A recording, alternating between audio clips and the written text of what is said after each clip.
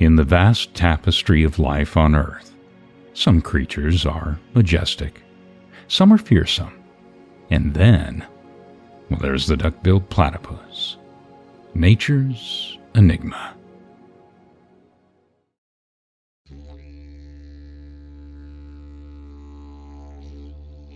In the misty wetlands and rivers of eastern, Australia, life thrives in delicate balance, where everything wants to kill you, consume you, or, in general, asks for your soul.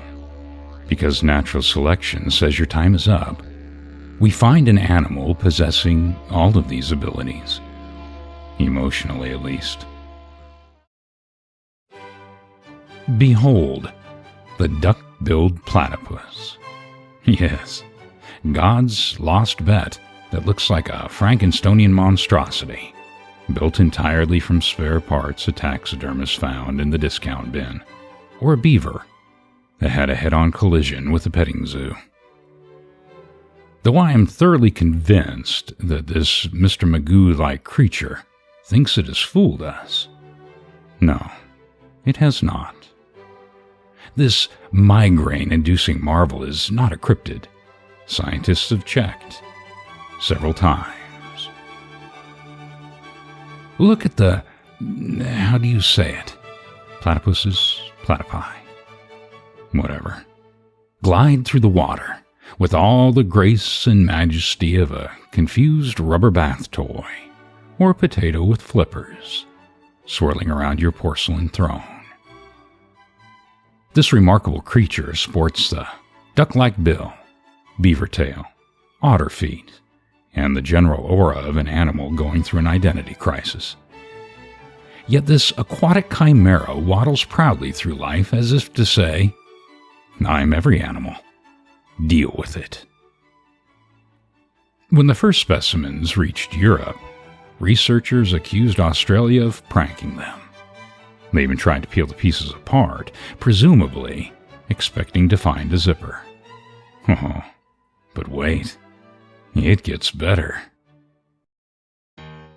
And now, the platypus mother, gently curling around her eggs like a warm, furry cinnamon roll. Yes, the female platypus lays eggs. Because why not? It's already defying every mammalian tradition and proves that nature has more suggestions than rules, so might as well throw that in. It's as if someone asked, how much stranger can this thing be? And nature just smiled. Mother platypus nurses her young not with nipples, too mainstream, too convenient, but by sweating milk from the pores in her skin. Well, that would be like walking up to your fat Uncle Albert on a hot sunny day and licking his sweat-drenched back because you're thirsty. You shouldn't do that, by the way. It won't help. And, well, it's just awkward. If a mammal trying to emulate barnyard fowl wasn't enough chaos, the platypus males also have a venomous spur on their rear ankles, implying one wakes up every morning full of a Scotch hangover, bitterness, regret, and chooses violence. Bet you've never thought twice about scratching your itchy belly. But for a platypus, it's a walk on the razor's edge. Oh, look, Bob paralyzed himself. Again. He doesn't use the venomous spurs for hunting, or typically even in defense.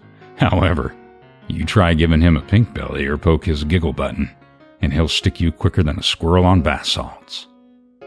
Primarily, he uses the spurs to fight other male whatever, during mating. It's nature's equivalent of a bar fight in slow motion, when the bar is closing, and there's only one tenant 2 remaining. If you know, you know. Here we observe the platypus hunting. It closes its eyes, ears, and nose and uses electroreception to find prey. not unlike the drunken dumpster diver, Intoxicadius americanus. But for the platypus, well, this is just a day that ends in Y. Yes, this adorable nonsense goblin basically, and shortly put, has built-in sonar. At some point, evolution was stymied and just started throwing crap at the wall, and God is just laughing. And then there's the eating. The platypus is a buffet crasher's idol. No stomach or spare tire to worry about, and eats throughout the entirety of the day, storing fat in its tail like the ultimate twerking champion. As our peculiar friend waddles off into the reeds of the outback, just to ruin someone else's day, one can't help but wonder, is the platypus a miracle of evolution, or an intern's first draft that got by the drunken inspector, passed out in the corner, and made it into production? And so, we leave it mysterious, majestic, and overwhelmingly ridiculous. The Duck Billed Platypus, despite all odds, thrives. It stands as a beautiful reminder that nature does have a sense of humor, and occasionally just says, want to see something crazy? Hold my beer.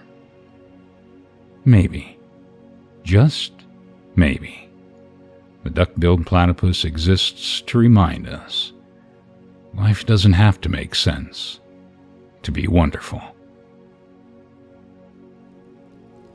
In our next debauchumentary, Drop Bears, Yogi Doesn't Play. For more stories, subscribe, like, and share, and don't forget to hit that notification bell for future stories. And as always, I thank you for taking the time to listen, whether it makes sense or not. I would like to take a moment to acknowledge my sources and all of those individuals whose hard work I have utterly destroyed. The Australian Platypus Conservancy, University of Melbourne, learningcorner.co, entitled Understanding the Venomous Spurs of the Platypus for 4-year-olds, because that's the limit of my attention span, and whatever the squirrels tell me. The end.